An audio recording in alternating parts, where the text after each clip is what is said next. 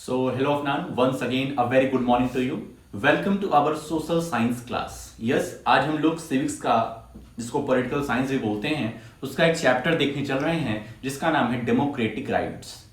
मतलब कि लोकतांत्रिक अधिकार, कि जो हमें हमारा कॉन्स्टिट्यूशन हमें अधिकार देता है, ठीक है, जो हमें फंडामेंटल राइट्स देता है, उसके बारे में हम लोग अपने इस चैप्टर में डिस्कशन करेंगे। ठीक है, तो कल हम लोगों ने साइंस में अपना चैप्टर कंप्लीट किया एटम्स एंड मॉलिक्यूल्स। ठीक है, अब तुम्हारा काम क्या रहेगा कि उसकी एक्सरसाइज को करना, ज्यादा नहीं, दो दो क्वेश्चन भी करोगे तो कुल मिलाकर के 6 क्वेश्चन है। तो स्टार्टिंग के दिनों में दो दो क्वेश्चन कर लो। मतलब आज वेडनेसडे है, कल थर्सडे है, तो आज 2 क्वेश्चन और कल 2 क्वेश्चन, और उसके बाद जो रिमेनिंग 2 डेज हैं उसमें 1 क्वेश्चन डील कर लेना। तो इस तरीके से पूरा का पूरा अपना जो एक्सरसाइज है वो कंप्लीट हो जाएगी। ठीक है, तो आज के होमवर्क में 2 क्वेश्चन अपने एटम्स एंड मॉलिक्यूल की एक्सरसाइज का ले लेना। ठीक, तो चलते हैं अपने चैप्टर की तरफ और देखते हैं डेमोक्रेटिक राइट्स जो हमें पढ़ना है इसमें कौन कौन से टॉपिक कवर करने हैं हमें आज। ठीक है, तो जल्दी से चलते हैं अपने पीपीटी की तरफ। पीपीटी की तरफ यह है अपना चैप्टर डेमोक्रेटिक राइट्स। इसमें देख रहे हैं तो कुल मिलाकर के 4 मेन टॉपिक हैं अपने पास। पहला है लाइफ विदाउट राइट्स, दूसरा है राइट्स इन डेमोक्रेसी, तीसरा है rights in the Indian constitution, और चौथा है expanding scope of rights. Expanding scope of rights. हमारा फोकस रहेगा कि एक दिन में हम लोग एक टॉपिक लेके चलें, अगर छोटा रहता है तो, और बड़ा रहेगा तो उसको हम लोग 2 पार्ट में, 2 वीडियो में डिवाइड करेंगे। तो आज हम लोग डिस्कस करेंगे अपना फर्स्ट टॉपिक, और उसके जो 3 सब टॉपिक हैं, prison in Guantanamo Bay, citizens rights in Saudi Arabia, और तीसरा है ethnic massacre in Kosovo. Ethnic massacre in Kosovo. तो ये 3 सब टॉपिक देखेंगे और इससे हम लोग समझेंगे कि अगर हमारी जिंदगी में, अगर हमारी जो लाइफ है उसमें राइट्स ना हो, उसमें अधिकार ना हो हमारे पास, तो हमारी जिंदगी में क्या कमी रह जाती है, हमारी जिंदगी कैसे चलती है, ये चीजें आज हम लोग देखने चल रहे हैं। ठीक है, तो समझ में आ गया आज कवर क्या करेंगे। तो आज कवर करेंगे लाइफ विदाउट राइट्स, कि हमारी लाइफ में यदि राइट्स छीन लिए जाएं, सारे के सारे राइट्स छीन लिए जाए तो हमारी लाइफ कैसी रहेगी। ठीक है, तो वो इन 3 सब टॉपिक की मदद से हम सीखने चल रहे हैं। चलते हैं अपनी एनसीईआरटी की तरफ। ये रहा अपना चैप्टर नंबर 5 डेमोक्रेटिक राइट्स। सबसे पहले देख लेते हैं ओवरव्यू अपने इस चैप्टर का।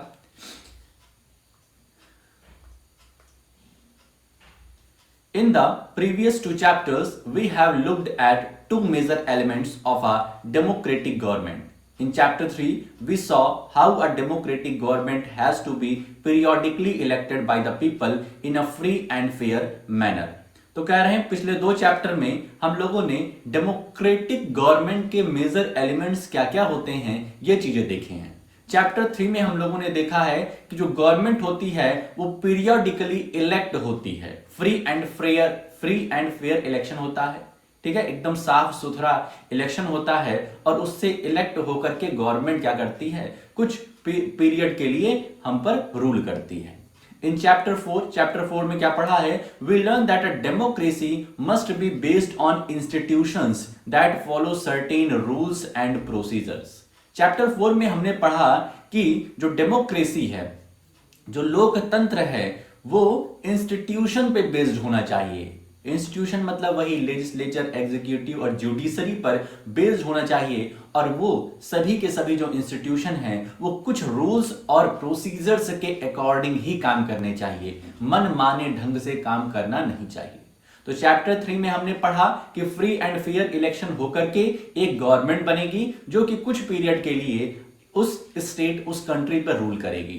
चैप्टर 4 में हमने पढ़ा कि डेमोक्रेसी जो होती है उसके कुछ इंस्टीट्यूशन होते हैं और वो सर्टेन रूल्स और प्रोसीजर्स के अकॉर्डिंग ही वर्क करते हैं। These elements are necessary but not sufficient for a democracy। कह रहे हैं ये जो एलिमेंट हमने डिस्कस किया है ये नेसेसरी तो हैं लेकिन सफिशिएंट नहीं है, और भी बहुत सारी चीजें हैं जो डेमोक्रेसी में होनी चाहिए। Elections and institution need to be combined with a third element, enjoyment of rights.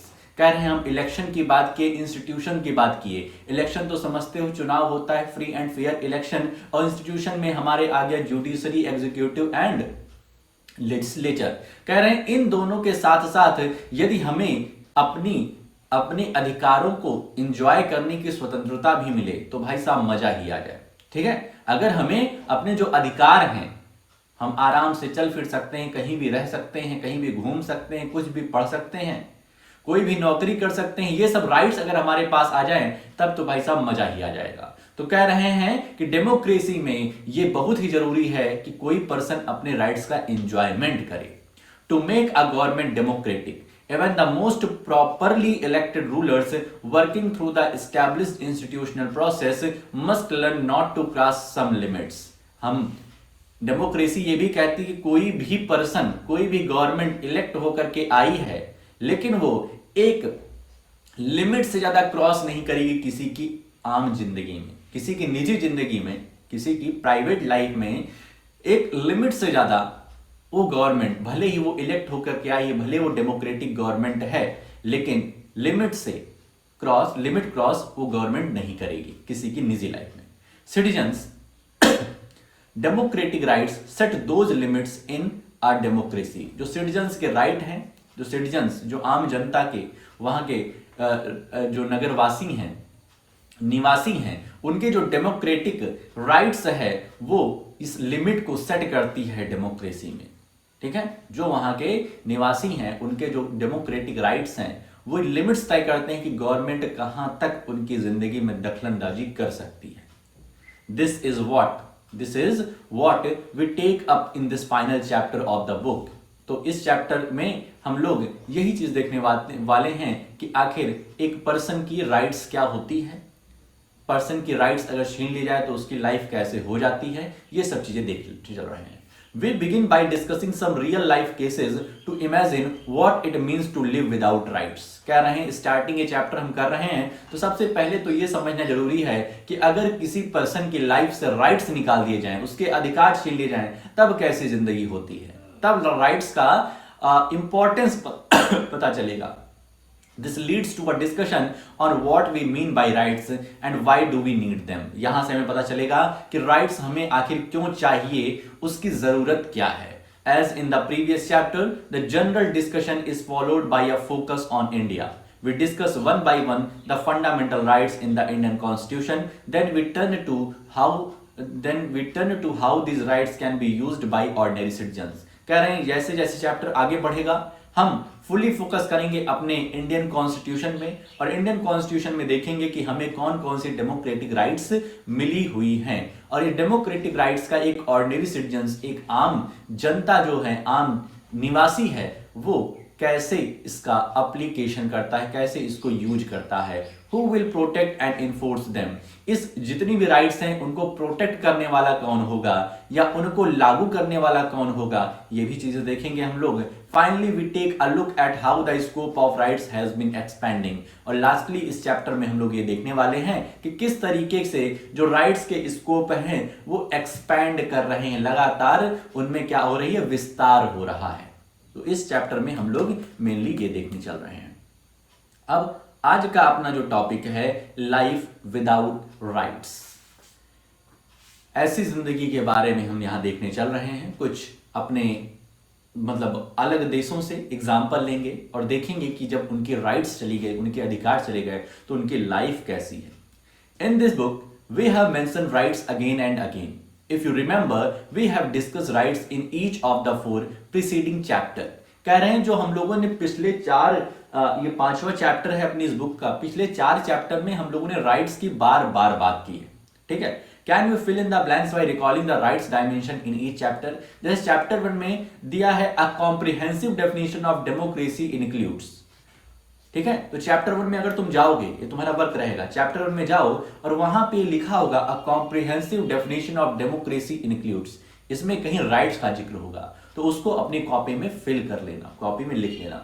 Chapter 2 में our constitution makers believed that fundamental rights were quite central to the constitution because, इसके आगे भी कुछ राइट्स के बारे में, कुछ डेमोक्रेटिक राइट्स के बारे में दिया होगा, तो उसको लिख लेना। इसी तरीके से चैप्टर 3 और चैप्टर 4 का भी कर लेना।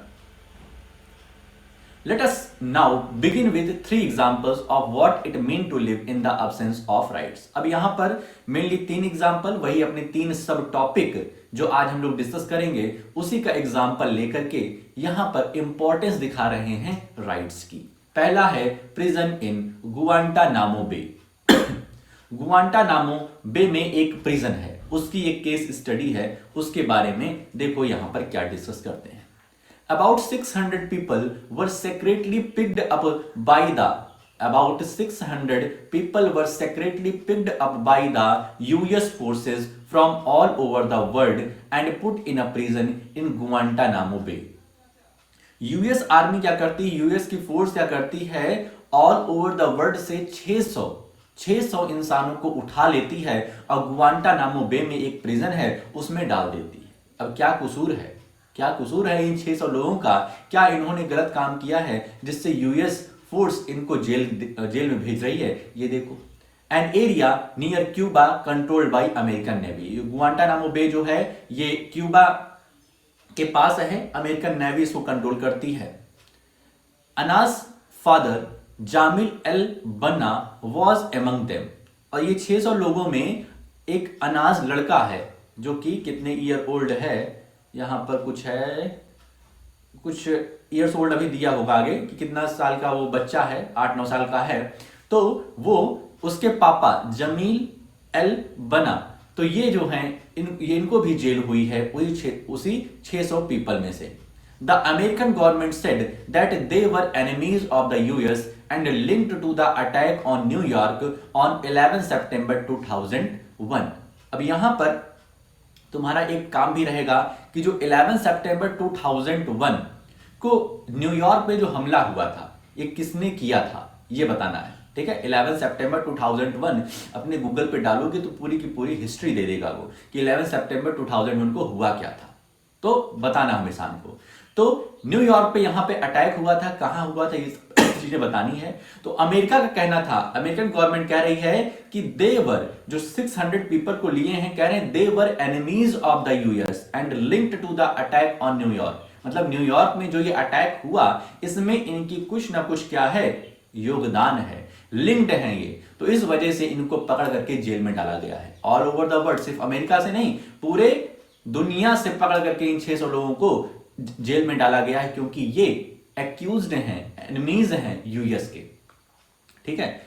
इन most cases the government of their countries were not asked और even informed about their imprisonment. कह रहे हैं बहुत सारे केसेस में उन अलग अलग देशों को इन्फॉर्म भी नहीं किया गया कि हम आपके रहने, जो आपके देश में या रहने वाले लोग हैं उनको हमने प्रिजन में डाल दिया है, ठीक है। मतलब यूएस आर्मी सीक्रेटली काम की, यूएस फोर्स जो है वो सीक्रेटली काम की, वो जा करके दूसरे देश से उस आदमी को उठा करके ले आई और यहां पे गुआंटानामो बे की जो प्रिजन है उसमें उनको डाल दी। तो लोगों को पता कैसे चला? Like other prisoners El Banna's family got to know that he was in that prison only through the media. तो एल बनाज की जो फैमिली थी जिसमें ये लड़का है छोटा सा, इसकी फैमिली को तब पता चला जब मीडिया में बात आई, जब न्यूज चैनल्स में, जब अखबारों में बात आई, तब एल बनास की फैमिली को पता चला कि अरे इनको तो जेल हो गई है। फैमिलीज ऑफ प्रिजनर्स, मीडिया और even UN representatives were not allowed to meet them. और किसी भी प्रिजनर्स की फैमिली को अलाउ नहीं था, मीडिया को और इवन यूनाइटेड नेशन के जो रिप्रेजेंटेटिव हैं, यूनाइटेड नेशन काम करता है पीस के लिए, काम करता है कि लोगों को दिक्कतें ना हो, ह्यूमन राइट्स की बात करता है, तो यूएन रिप्रेजेंटेटिव्स को भी अलाउ नहीं था कि वो जाकर के उन प्रिजनर से बातचीत कर सके।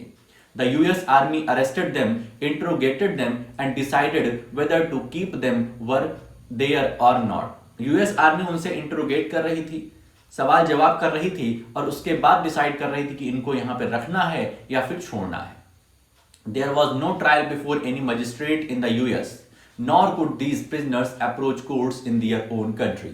तो भाई साहब उनको कोई ट्रायल नहीं दिया गया कि वो अपनी बात रख सके मजिस्ट्रेट के सामने, ऐसा कुछ नहीं दिया गया।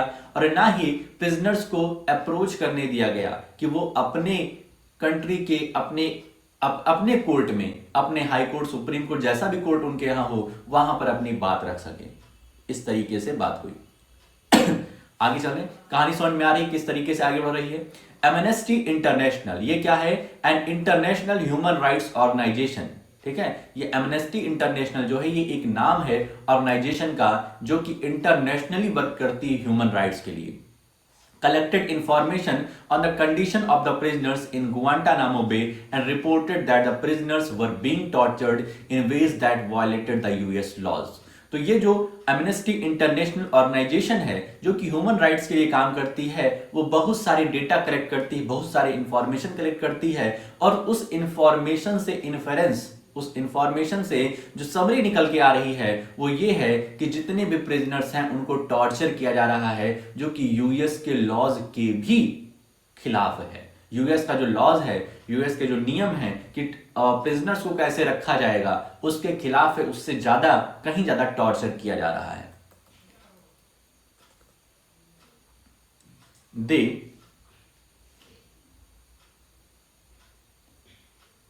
They were being denied the treatment that even prisoners of war must get as per international treaties. International treaty जो होती है भाई साहब, ठीक है, एक देश और दूसरे देश के बीच में जो संधियां होती हैं कि मान लीजिए हमारा कोई भी आदमी आपके यहां पाया गया गलत काम करते हुए, तो जो किस तरीके से आप पनिशमेंट दे सकते हैं, ये सब कुछ पहले से डिसाइडेड रहता है। ठीक है, तो जो भी ट्रीटीज की गई थी वो बिल्कुल भी नहीं मानी जा रही थी, और उनका जो प्रिजनर्स का जो ट्रीटमेंट था वो बहुत ही बदतर तरीके से किया जा रहा था। Many prisoners had tried protesting against these conditions by going on a hunger strike. बहुत सारे प्रिजनर इसका प्रोटेस्ट कर रहे थे अंदर ही अंदर, और खाना पीना सब कुछ छोड़ दिए थे, हंगर स्ट्राइक पे चले गए थे। Prisoners were not released even after they were officially declared not guilty, और ऑफिशियली वो निर्दोष भी साबित हो गए। यूएस की कोर्ट ने ही उनको निर्दोष साबित किया, लेकिन फिर भी वो वहां से रिलीज नहीं किए गए, अभी भी जेल में बंद हैं। And independent inquiry by the UN supported these findings. The UN secretary general said the prison in Guantanamo Bay should be closed down. The US government refused to accept these pleas. तो UN, फिर United nation आता है action में, United nation support करता है उन prisoners को, और गुआंटानामो बे की जो जेल है उसको बंद करने की बात करता है कि इन प्रिजनर्स को निकालो और इसे बंद करो। लेकिन यूएस गवर्नमेंट जो होती है ये एक्सेप्ट करने की, जो भी उनकी दलीलें रहती हैं उसको एक्सेप्ट करने से बिल्कुल ही मना कर देता है। तो इस तरीके से था गुआंटानामो जेल की, जो गुआंटानामो बे के पास में जेल बनी हुई है उसकी कहानी। ठीक बात। यहां पे एक लेटर लिखा हुआ है अनास जामिल एल बन्ना का, 9 ईयर ओल्ड बच्चा है, इसको थोड़ा सा रीड कर लेना, इसमें क्या कहानी है शाम को हमें बताना। अब दूसरा अपना टॉपिक आता है citizens right in Saudi Arabia. सऊदी अरब जानते होंगे, तो वहां पे सिटीजन्स की क्या राइट्स हैं, ठीक है, एक जो वहां के निवासी हैं उनके क्या अधिकार हैं उसकी बात किया गया है। The case of Guantanamo Bay looks like an exception for it involves the government of one country denying rights to citizen of another country. कह रहे हैं जो गुआंटानामो बे का जो केस हुआ है ये थोड़ा सा एक्सेप्शन जैसे दिखता है। क्यों? क्योंकि भाई साहब इसमें एक कंट्री की गवर्नमेंट दूसरे कंट्री के जो रहने वाले लोग हैं उनके राइट्स को छीन रही है। ठीक है, तो ऐसा देखने को बहुत ही कम मिलता है। ठीक है, अक्सर ऐसा देखने को नहीं मिलता है, बहुत ही कम। Let us therefore look at the case of Saudi Arabia and the position of citizens with regard to their government. अब हम उसी देश की बात करेंगे, उस देश में, ठीक है, सऊदी अरब की बात करेंगे कि उसके वहां के जो रहने वाले लोग हैं उनको कौन कौन से राइट्स दिए गए हैं, और कंपेयर करने की कोशिश करना अपने इंडिया को सऊदी अरेबिया से कि अपना इंडिया कितना अच्छा है या कितना बुरा है उनसे। ठीक है, बताना हमें कि तुम्हें कौन सा सऊदी अरेबिया का ये राइट्स अच्छा लगा या फिर इंडियन राइट्स, वो तुम जानते ही हो इंडिया में क्या क्या राइट्स हैं, तो वो दोनों में क्या फर्क है।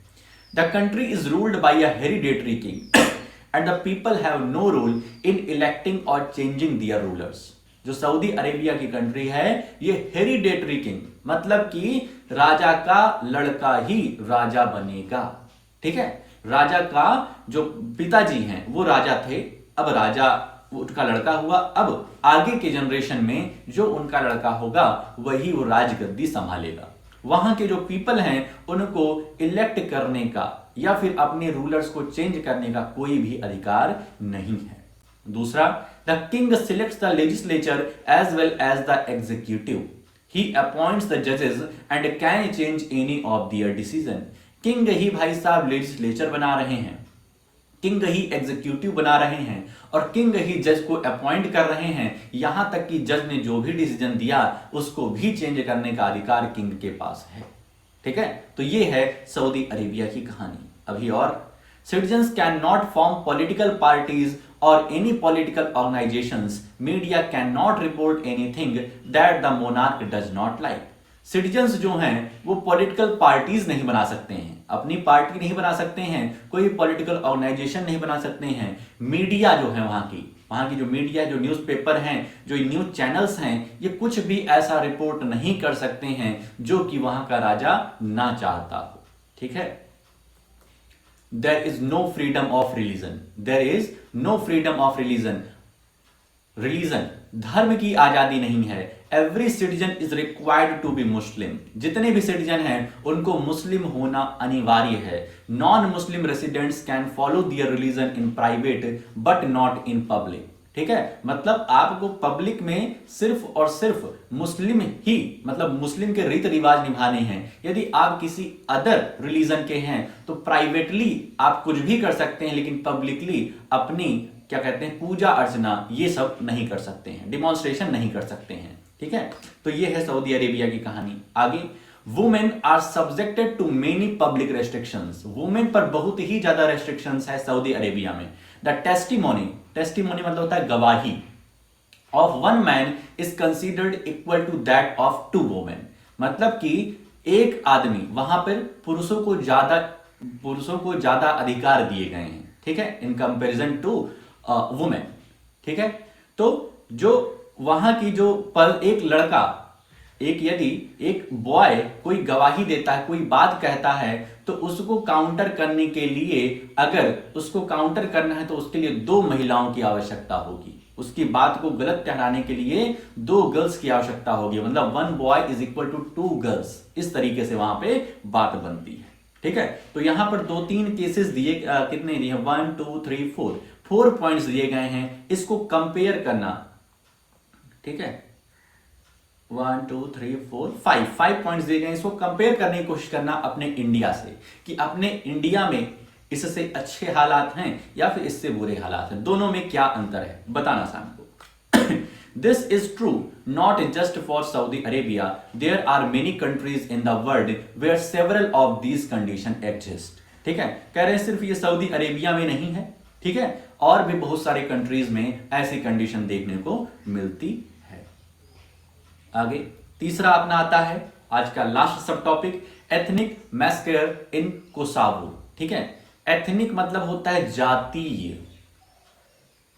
ठीक है, जाति के आधार पर, कास्ट के आधार पर यह हत्याकांड होता है। मैस्कर मतलब होता है हत्याकांड। ठीक है, जाति के आधार पर कोसावो में क्या होता है, काफी बड़ा एक मैस्कर होता है, हत्याकांड होता है। You might think that this is possible in an absolute monarchy, but not in countries which choose their rulers. कह रहे हैं मैस्कर मतलब हत्याकांड जो इस तरीके के देखने को मिलता है, ये हमारे मन में आता है कि ऐसा देश जहां पर सिर्फ मोनार्की चलती होगी, जहां पर एक पर्सन की बात चलती होगी, एक पर्सन ने जो कह दिया वही माना जाएगा। ये ऐसा लगता है कि ये जो मैस्कर होता है, हत्याकांड होता है, लोगों को मारने पीटने का काम होता है, ये वही होता है जहां पर सिंगल रूलर रूल करता है ऑल ओवर द कंट्री। लेकिन ऐसा नहीं है। यहां पर हम जो केस पढ़ने चल रहे हैं एक ऐसी कंट्री का जो कि वहां पर इलेक्ट होकर के रूलर आया हुआ है। Just consider this story from Kosovo. This was a province of Yugoslavia before its split. कह रहे हैं यूगोस्लाविया का जब विघटन नहीं हुआ था, जब यूगोस्लाविया पार्टीशन नहीं हुआ था, उसके पहले कोसावो उसी का एक पार्ट था। In this province the population was overwhelmingly ethnic Albanian. ठीक है, कह रहे हैं इस प्रोविंस में जो पॉपुलेशन थी वो ज्यादातर अल्बानियन ग्रुप की थी। ठीक है, एथनिक अल्बानियन, अल्बानियन क्या है, एक जाति है। ठीक है, जिस तरीके से अपने यहाँ कास्ट सिस्टम है वैसे वहां भी था Albanian. But in the entire country subs, ठीक है, एक मिनट, अल्बानियन यहां पर जो है Albanian overwhelmingly ethnic Albanian, but in the entire country shrubs were in majority. ठीक है, सर्ब्स जो हैं वो मेजोरिटी में थे। ठीक है, जो अल्बानियन है वो क्या है, माइनॉरिटी में है। A narrow minded Serb nationalist Milosevic had won the election. ठीक है, एक नैरो माइंडेड मतलब कि जो छोटी सोच या मतलब जो वेलफेयर के लिए काम ना करने वाली सोच जो होती है उसको नैरो माइंडेड कहते हैं। तो नैरो माइंडेड एक नेशनलिस्ट था, माइलोशेविक नाम था, वो इलेक्शन जीत जाता है और ये सर्ब कम्युनिटी से आता था। ठीक है, दो कम्युनिटी हो गई, एक सर्ब और एक Albanian. His government was very hostile to the Kosovo Albanians. ठीक है, हॉस्टाइल मतलब बहुत ही नफरत करना। इसकी जो गवर्नमेंट बनी, ये जो सर्ब नेशनलिस्ट माइलोशेविक की गवर्नमेंट बनी, ये अल्बानियन से काफी नफरत करती थी। He wanted the Serb to dominate the country. वो चाहते थे कि जो सर्ब हों वो पूरी तरीके से कंट्री को डोमिनेट करें, कंट्री पर अपना आधिपत्य जमाएं, अधिकार जमाएं। Many Serb leaders thought that ethnic minorities like Albanians should either leave the country और accept the dominance of the Serb. जितने भी सर्ब के लीडर्स थे, सर्ब के नेतागण लोग थे, वो कहते थे कि अल्बानियंस या तो इस देश को छोड़ के चले जाएं, कोसावो को छोड़ के चले जाएं, या फिर यहां पर हमारी डोमिनेंस को स्वीकार कर लें। हम जैसा कहते हैं वैसा ही अल्बानियंस माने। This is what happened to an Albanian family in town in Kosovo in April 1999। April 99 की बात कर रहे हैं कि क्या हुआ था एक अल्बानियन फैमिली को कोसावो के अंदर। 74-year-old Batisa Hoxha was sitting in her kitchen with her 77-year-old husband, Izzat, staying warm by the stove। तो ये कहानी है एक 74 साल की बतीशा की। बतीसा होक्सा एक फीमेल है जो कि किचन में अपने हस्बैंड के साथ बैठी, जिसकी उम्र 77 साल है, 77, इज्जत नाम है उसका। ठीक है, स्टोव के सामने, हो सकता है स्टोव के सामने बैठी, भाई अप्रैल का महीना हो सकता है, वहां पे ठंडी पड़ रही हो, तो अपने आप को वार्म करने के लिए। They had heard explosions but did not realise that Serbian troops had already entered the town. उन्होंने एक्सप्लोजन सुना, उन्होंने धमाके की आवाज सुनी, लेकिन ये रियलाइज नहीं कर पाई जो सर्बियन ट्रूप्स थे, जो ये सर्ब्स के राजाओं के जो सैनिक लोग थे, वो एंटर्ड कर गए हैं टाउन में। The next thing she knew, 5 or 6 soldiers had burst through the front door and were demanding. तब तक जब तक ये थोड़ा बहुत समझ पाते, कुछ सोच पाते, तब तक 5 से 6 सोल्जर्स इनके घर में घुस जाते हैं और क्या डिमांड करते हैं, Where are your children? तुम्हारे बच्चे कहां हैं? They shot इज्जत 3 times in the chest। और उनके जो पति थे, इज्जत नाम था, उनको लगभग 3 टाइम्स चेस्ट पर शॉट मार देते हैं, गोलियां मार देते हैं। Recalled Batisha. With her husband dying before her, the soldiers pulled ring off her finger and told her to get out. ठीक है, तब तक मतलब उनके हस्बैंड को मार दिए उससे पहले, और सोल्जर्स क्या करते हैं, उनकी जो वेडिंग रिंग है उसको उससे निकाल लेते हैं, उसकी फिंगर से। I was not even outside the get when they burn the house. और ये घर से बाहर भी नहीं निकल पाती हैं, उससे कहते हैं ऐसा ही करो कि अब घर से बाहर निकल जाओ। ठीक है, ये घर से बाहर निकल नहीं पाती, तब तक पूरे के पूरे घर को जला दिया जाता है। She was standing on the street in the rain with no house, no husband, no possessions but the clothes she was wearing.